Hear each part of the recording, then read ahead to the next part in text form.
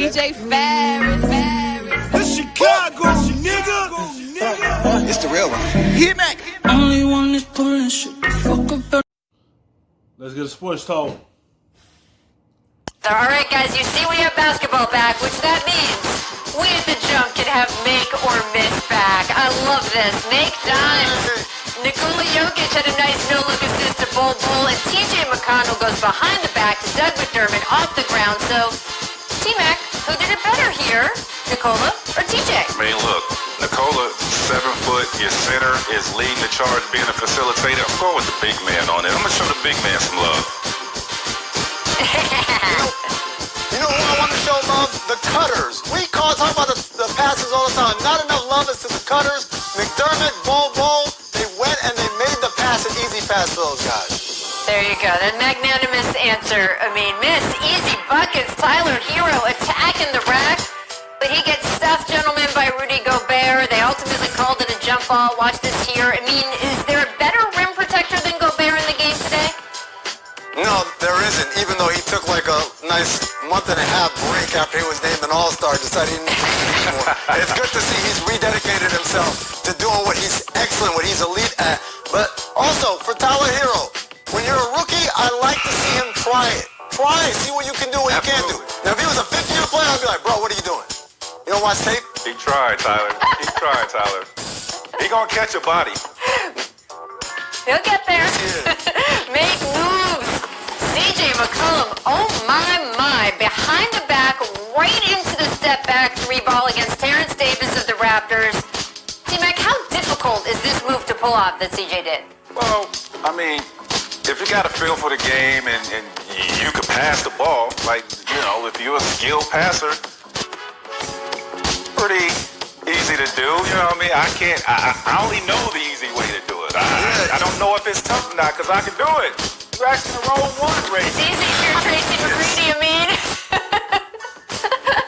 Please miss inhibition. Saturday during the Lakers scrimmage against the Magic, J.R. Smith threw an amazing alley-oop to Dwight Howard, but then in the fourth quarter, J.R. throws up the ill-advised shot. So, T-Mac, which version of J.R. do you expect to see more of as we go forward here? For the here? Lakers' sake, I expect to see J.R. Smith that plays great defense, solid defense, and knock down open shots. And that's what I expect to see. If, you know, they're going to win a championship, they're going to need his contribution, and for him to be that player.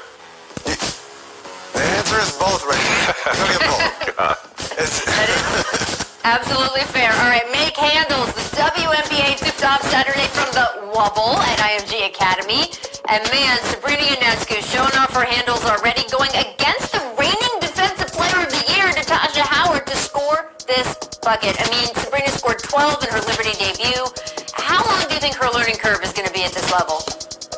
Yeah, I actually got to talk to Herb Williams, a former longtime. She gonna have to learn a lot because it's not the college level. She see how the game is fast. See how physical the WNBA is. The college level, yes, she could dominate them, but when you move up to a different level, her game gonna transition, and she gonna become a solid player for the Liberty.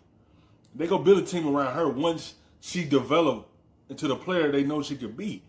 You know, yeah, you see her struggling because this is a different breed. When you wait to the WNBA, the game a lot faster, a lot physical, a lot tougher. Yes, you're gonna see her have a little struggle. Rookies have that. But once she see how the game is fast, she see how the game slow down for her, you're gonna see the difference she's gonna make for that team.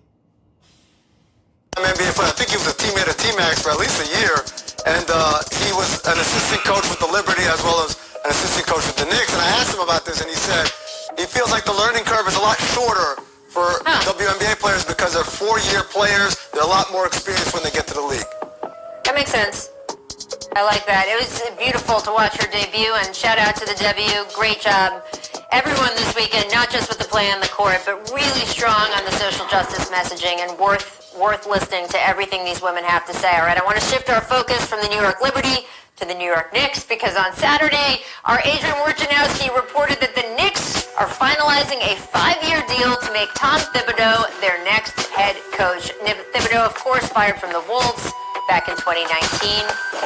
Now, former Secretary of Education Arnie Duncan played for Tibbs at Harvard and told the New York Post his dream job has always been New York. Lots of coaches don't want to go to New York. There's too much pressure. Well, that is tailor-made for Tibbs. So, Mac, what's your expression for Tibbs? And that's pretty cool that this was his dream job. Tibbs is built for New York. I mean, he was assistant coach there. He built for it. But is they going to let him plug in his formula? Is they going to let him build his culture, how he want to build it? Is they going to allow him to go his whole full contract? Let him build something there. Because they got a lot of coaches 5 years, but they ain't let him build nothing. They kicked him out that door. You got to let these coaches establish their method on them players. Thibodeau is a good coach, but if they going to allow him to mold them players into a solid team so New York can get back into the playoff hunt. It's all about if they're going to allow him to do what he need to do. Yeah, they signed him, but they're going to allow him to do what he want to do to that team. When Jeff Van Gundy was coaching the Knicks, Tibbs is a great friend of mine. He was a coach of mine back in Houston for 3 years. And wherever he goes, whether it's Chicago or Minnesota, you got to look at the culture before Tibbs got there, and when he got there, he completely changed the culture. I think leadership is changing under James Dolan, and to add Tibbs to these guys, I think they're going to do a tremendous job of changing things around with Scott Perry and those boys. And I look forward to the future, you know, for Tibbs to come in and put his imprint on personnel and the type of players he wants to come in there. And I suspect, you know, in 2 or 3 years, the Knicks will be in the playoffs.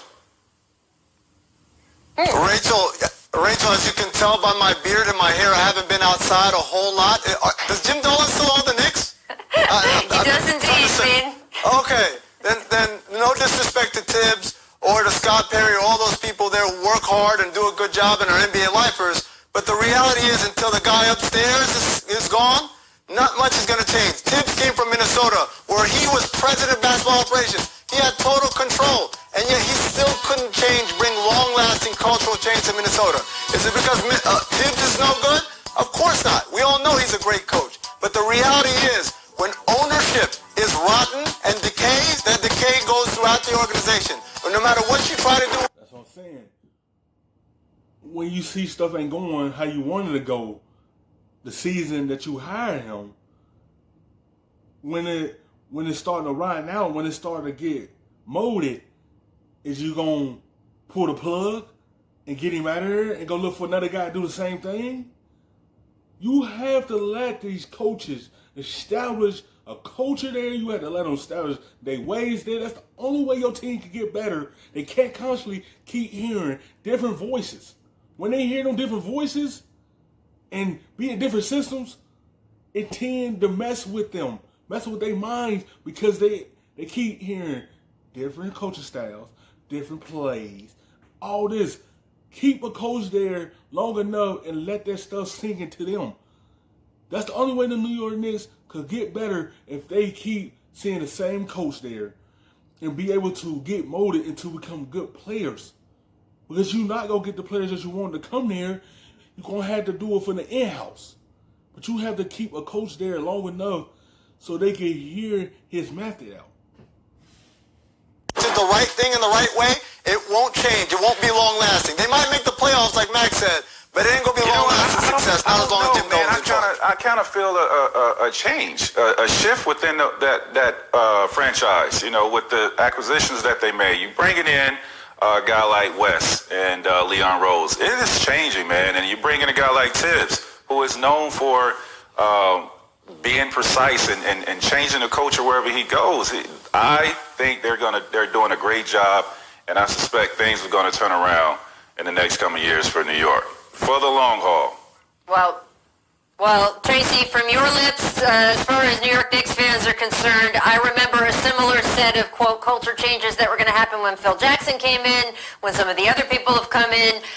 My feeling about James Dolan is that things can change while he owns this team. He just has to change his behavior and not interfere with what the basketball people are doing. He's done it on the hockey side. Maybe this will be the one where he does it on the basketball side. We will find out. Thanks for watching ESPN.